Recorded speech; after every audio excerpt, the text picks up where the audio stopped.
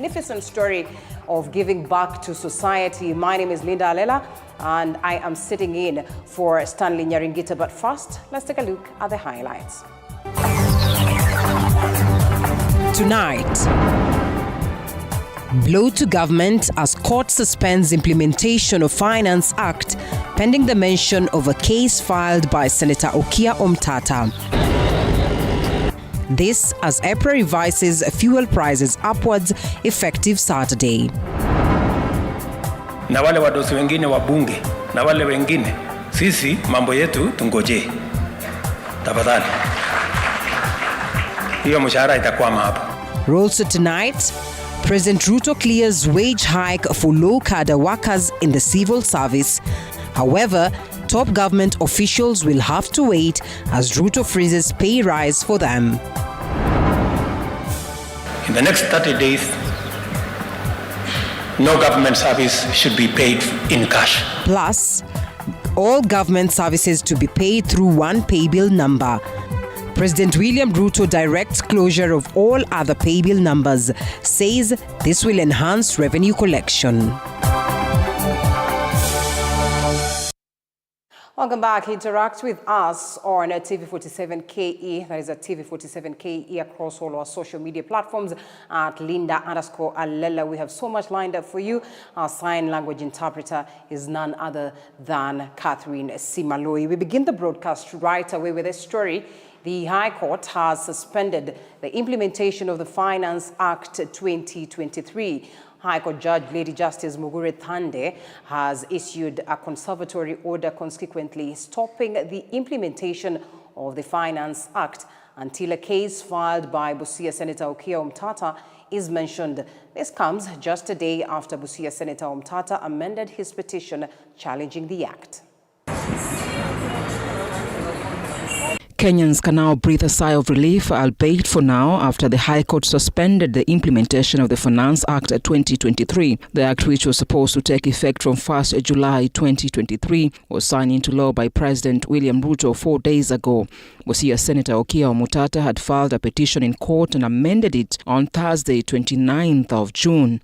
Early this evening, High Court Judge Lady Justice Mugure Thande issued orders in the case of Okiya Omtata versus the Cabinet Secretary, National Treasury and Planning. The orders by the judge are as follows: that the application be served today, 30th June 2023, upon all parties, that responses be filed and served by the 4th of July 2023, that I'm satisfied that the application meets the test for conservatory orders, and I do grant prayers 2nd and 3rd of the application until 5th of July 2023, when the matter is scheduled for mention for directions.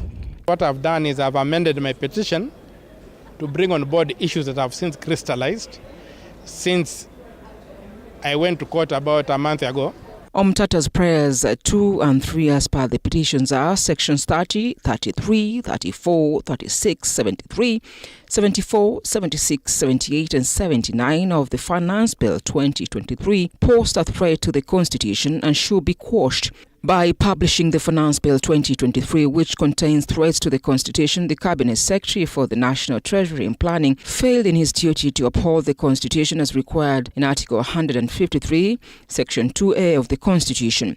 The Speaker of the National Assembly violated Article 110, Section 3 of the Constitution by introducing the Finance Bill 2023 in the National Assembly without first determining jointly with the Speaker of the Senate whether the bill concerned county governments. The Speaker of the National Assembly violated Article 109, Section 3 and Article 4 of the Constitution by causing the Finance Bill 2023 to be considered only in the National Assembly, yet it is a bill concerning county governments. To demand that the court stops the bill from coming into law until we hear and determine the petition. In the amended petition, the Senator requested the court to enjoin the Speaker of the National Assembly, Commissioner General of the Kenya Revenue Authority, the Senate of the Republic of Kenya, Consumers Federation of Kenya, Kenya Export, Floriculture, Allied Workers Union as interested parties. In the amended petition, Omtata says that the Finance Bill contains amendments to several laws that have nothing to do with raising revenue and laws that affect the work of the Senate to protect the interests of counties and their governments. One of the most controversial issues in the Finance Act is the housing levy, which was amended to 1.5% from 3%. Employers will now be required to contribute 1.5% for their employees in order to support the affordable housing scheme. Value-added tax on petroleum products will rise from 8 to 16%, resulting to over 12 shillings per litre of diesel and super petrol, which could eventually see super petrol hit the 200 mark. An increase in fuel prices will consequently increase the cost of production, and that is said to affect the prices of common commodities. Let us wait and see what happens. I don't want to say that they're going to ignore, but let us see what the court says, because the implementers of this law are KRA, and if orders are given, who will disobey them will be KRA, not the president. Yeah. The petition will come up for mention on the 5th of July 2023. Well, in relation to the very story, the Energy and Petroleum Regulatory Authority, EPRA, has gone against the court order and revised fuel prices upwards. In Nairobi, fuel prices will jump effective midnight, with the price of super petrol up by 13 shillings and 49 cents. The price of diesel and kerosene has increased by 12 shillings and 39 cents and 11 shillings and 96 cents respectively. The price of super petrol will now retail at 195.53 shillings. Diesel is 179.67 per litre, the highest since Kenya started controlling pump prices. The prices take effect midnight.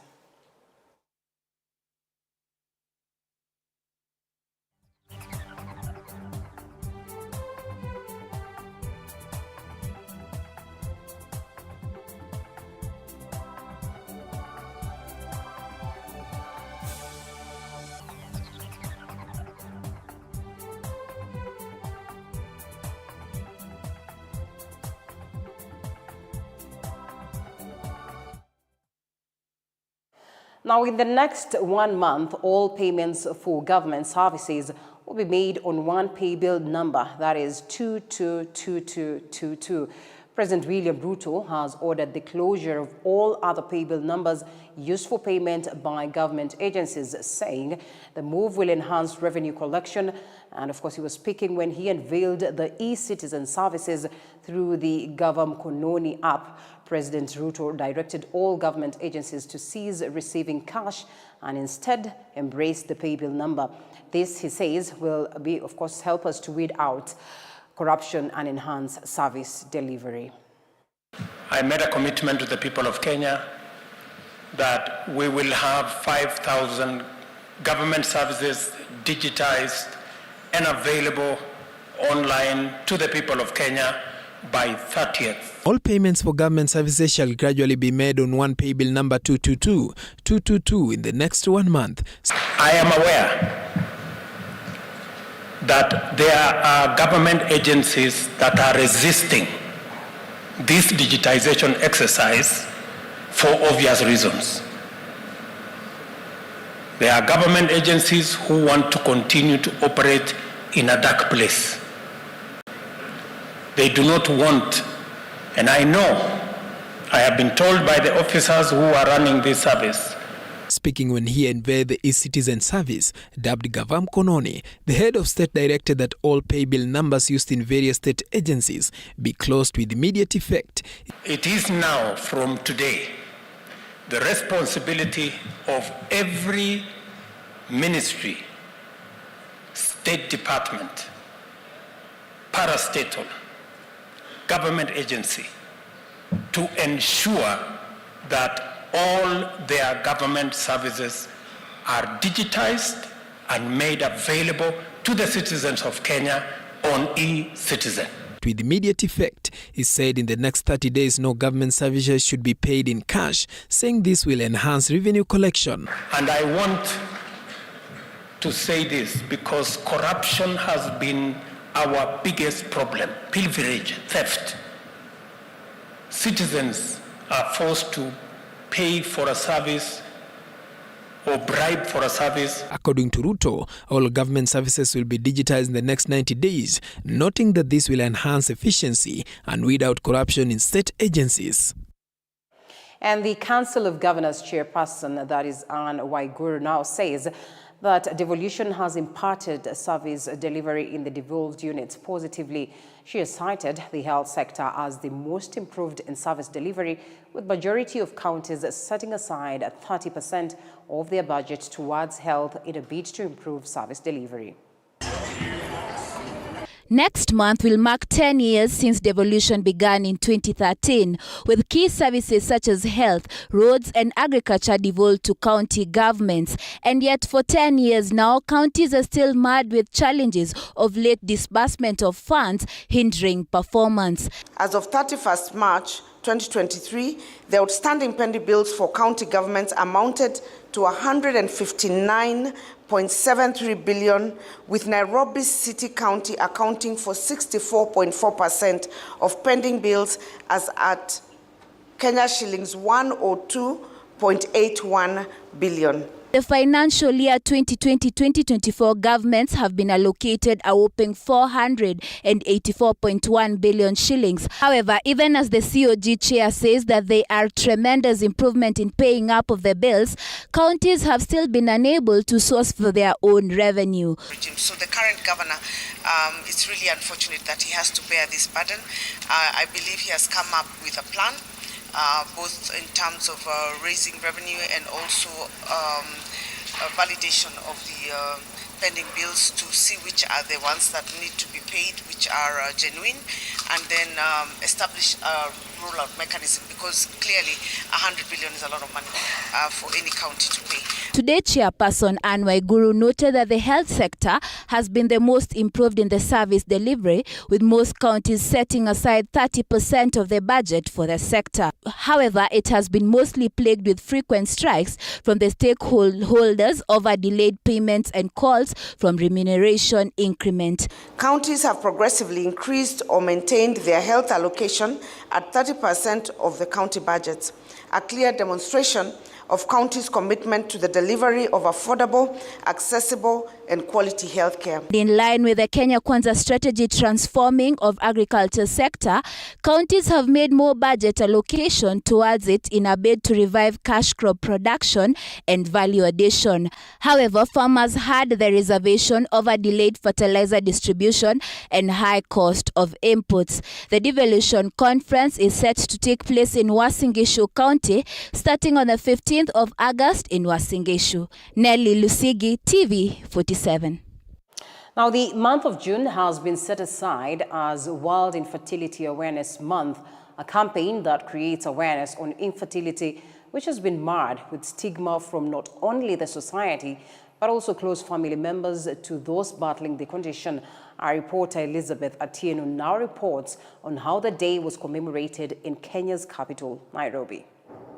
They say the warmth of the house is a baby, and if that's the case, then 17.5% of the global population is left in the cold as they are infertile or unable to have children, a condition mainly caused by hormonal imbalance, excessive use of drugs, and obesity. I struggled with infertility. I stayed for 10 years without conceiving. On the 11th year is when I conceived, and now I have 3 beautiful babies. In Kenya's capital, Nairobi, a group of youth from the Fertility Kenya organization are pitching tent to create awareness about infertility. But many Kenyans are too shy to even stare at the tents, a clear indication that there is stigma surrounding the condition. When you talk about infertility, they think that maybe you are aborted or maybe you are not a good girl. That is why you are not conceiving. So basically, we've been trying to end the stigma surrounding infertility, and at least we can say we are somewhere. And right now in the country, we have over like 15 million people who are affected. That is a very big number, stating that it's a crisis in the country. The rate of infertility is higher in high-income countries at 17.8% and 16.5% in low-middle-income countries. Lilian Ambula is a fertility care nurse and now explains the difference between primary and secondary infertility. Primary infertility, this is someone who has never ever conceived before. and it may affect both male and female in the sense of maybe a man has never impregnated a lady before.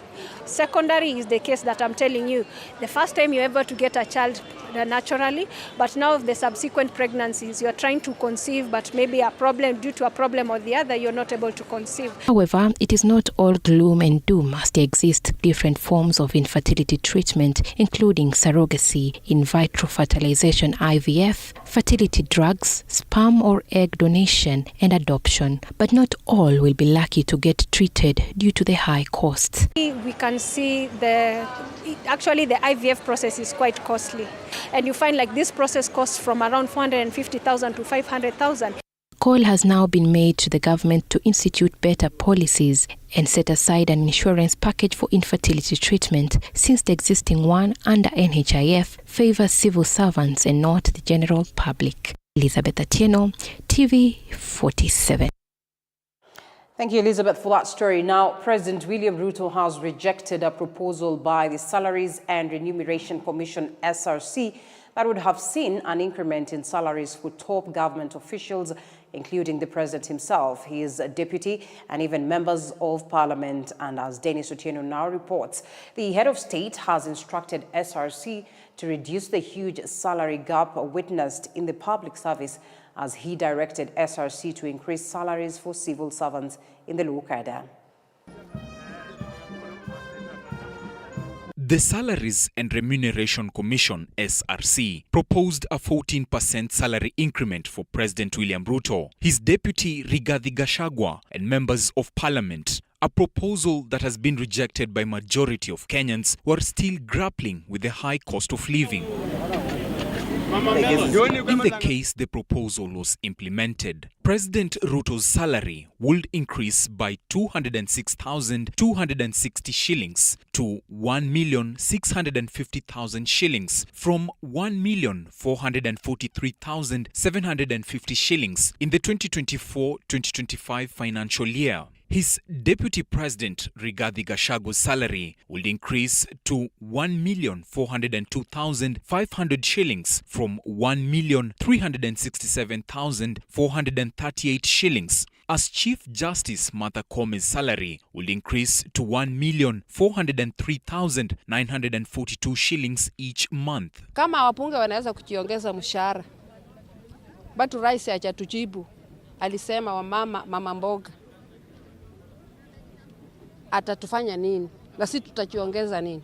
Wenye wanaongezwa mishahara wako na payslip, na sisi hatujaandikwa popote, na wanasema mara house levy, mara nini. Mimi nitatoka hapa Kakamega na watoto kwenda kuishi kwa hizo nyumba, na wenye wanaongezewa mshahara, hiyo mshahara wanaongezewa kwani wanafanya kazi gani kubwa tu yenye wanaongezewa mshahara, na sisi tunalala njaa na watoto. President Ruto, however, Friday afternoon came to the rescue of Kenyans by freezing SRC's proposal, while at the same time instructing the commission to come up with an internationally accepted formula of bringing equality to the remuneration of Kenyans as well as top-ranking government officials. The state officers, myself, my deputy, ministers, PSS, na wale wadosi wengine wabunge, na wale wengine, sisi mambo yetu tungoje. Tafadhali. Hiyo mshahara itakwama hapo. Mimi nimeona watu wanasema mshahara ya kuna watu fulani, hapana. Hiyo mshahara ingoje hapo. President Ruto, who spoke during the launch of the government digital services at the Kenyatta International Convention Center, KICC, emphasized that various public servants are earning exorbitant salaries in comparison to other laborers in the country. There are parastatals, there are universities where the vice chancellors and the MDs earn more than even the president. I want to know what those people, what they do. No, I mean honestly, it is not possible that we have watu wanajiongezea mshahara kiholela. However, lower cadre public servants, including the police and teachers, will receive a pay hike ranging between 7 and 10% effective 1st July 2023. I have told SRC to do two things. Number one, to tell us the ratio between the lowest paid and the salary I earn as president. Before my salary is, before they talk about increasing salary, sisi wadosi hapa, we want to know how much money are the people below us and working for the same people of Kenya are earning. That's number one. Excellency, this is Dennis Otieno, TV 47. Integrating private sector and government. And now to matters education. The 46th Annual National Conference of the Kenya Secondary Schools Principals in Mombasa came to an end on Friday, with the education stakeholders listing 13 recommendations to the government to ensure smooth learning in schools. Key among the proposals is a call to increase the financial allotment of each student up to 30,000 to accommodate the cost of inflation. Through their president Indimuli Kahi, the 46th Conference of Secondary Schools Principals has come up with 13 recommendations to the national government, Teacher Service Commission and others which need to be implemented in schools to improve education delivery. We are asking government to be able to increase capitations to schools. The school principals are keen on an increase in the students' capitation from 22,000 to 144 to 30,000 Kenyan shillings, furthermore calling for the funds to be released on time to ensure activities in schools are not disrupted. They have further recommended that more funds be directed to the Teacher Service Commission to permit the employment of more teachers and more funds to facilitate promotions for deserving teachers. We are saying that the Teacher Service Commission to scrap the job group C4 so that we have teachers moving from C3 straight to C5, because the creation of C4 has been very punitive to the promotion of teachers, leading to a stagnation. The principals also want a say in the process of identifying needy students in the new university funding system. In the war against environmental distractions, the principals have agreed to establish 3 nurseries in their schools and adopt the use of LPG gas for cooking. The fears of LPG are there, but we may not say because of strikes we cannot go for this. What we have said is, as we move into the use of LPG, number one is safety. How are those tanks, gas tanks, going to be secured? You know, so they must be put in a place that cannot easily be accessed by students or by anybody who is not authorized, and at the same time those measures for fighting fire must be available. Another recommendation on the list was to get more funding to employ health experts and school safety experts. These recommendations will be presented to the Ministry of Education and Teacher Service Commission. Paul Moniu, TV 47, Mombasa. Now, many children who lack school fees to facilitate their education give up on their academic dream, and in many cases, their dreams of success in life also fall by the wayside. But for Cliff Omondi, the end of his academic journey was the beginning of another, his water supply business. Of course, to thank for that, as our reporter Daniel Kihoro spoke to him, and here is his story. According to the Ministry of Education, approximately 150,000 students join university every year. However, those that graduate every year are only approximately 50,000. Clearly, almost 100,000 students fail to graduate for many reasons. But for these, it's lack of school fees. We met Cliff Omondi, a resident in Githogoro Village, Western Constituency, Nairobi County. Omondi is among the students who never finished university due to lack of fees. That setback is enough to cause many to give up, but not Omondi. Nikaamua tu kuja kwa mji wa Githogoro ni at least nitafute kitu ya kufanya kama kuchotea watu maji, ndio nisi give up hata after mamangu kushindwa. He has found a niche in business to supply water to local business and residents in the area. His tool of trade, this humble wheelbarrow.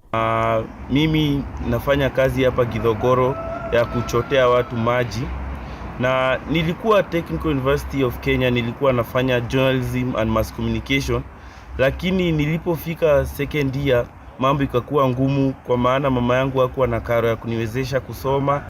Kufika second year akadifaa kwa sababu ya pesa. Kwa sababu wakati ule hawakuwa wanasaidiwa na job, lakini alipita vizuri, alipata B-. So wakati nilishindwa ikabidi adifaa atoke shule kwa sababu ya hao wengine. So akaona hata kaa Meru, akasema acha aende Nairobi ili angalie jinsi vile ambavyo anaweza kutusaidia hata sisi kwa maisha. Omondi, who joins Technical University of Kenya in the year 2016, tells us on how he got into water supply business. Jambo ambalo lilifanya nikaamua kuanza hii kazi ni kwa sababu niliona watu wengi wana shida ya kusupplywa maji, wana shida ya kujendea maji wao wenyewe. Maji iko mbali lakini wana biashara. Sasa mimi nikaamua kuoffer solution ya kusaidia watu. Despite all this, neither he or the mother has given up to their dreams of going back to school. Sasa mimi ndoto yangu bado ni ya kuwa mwana journalist. Bado najua nitakuja kusoma, nitasaidika pali. Na ningepata mtu ambaye anaweza msomesha amalize, hakika ningefurahia sana, kwa sababu wakati ambapo alidifaa, wakati ambapo aliacha kwa sababu ya shida ya pesa, nilisikia uchungu sana. And now, some good news awaits for the students who depend on government study loan. This is after the 2023-2024 budget increased the help fund from 15 billion to 30 billion. Daniel Kihoro, TV47, Nairobi. Well, beautiful story right there. All the best to Omondia. It's now time that we get sporty. Renowned Kenyan heavyweight boxer Daniel Wanyonyi has vowed to knock out Tanzania's showboating boxer Karim Mandonga, commonly known as Mtukazi, in their rematch bout slated for the 22nd of July this year at Sarit Center in Nairobi. The 9-round bout is a repeat of an earlier fight between the two boxers staged on January the 14th, where Mandonga defeated Wanyonyi on his home ground. And of course, speaking during his training session, Wanyonyi expressed his confidence of defeating Mandonga, stating that he is well prepared this time as opposed to the previous bout where he had been away from the ring for some time. And of course, he called on Kenyan fans to rally behind him and cheer him to victory. Ukiniangalia niko katika shape na niko tayari kwa hilo pigano tarehe 22 pale Sarit Center. Na naambia mashabiki wangu wote wakuje kwa wingi, na ushindi ni wetu, na nawaahidi ni KO. Raundi ni KO, hakuna mambo na points. Juu tukileta mambo na points ataleta excuse, na excuse ndio hatutaki. KO kwangu si kitu geni. Mi napenda sana mtu wakuja mwenyewe ataingia tu. Mimi najua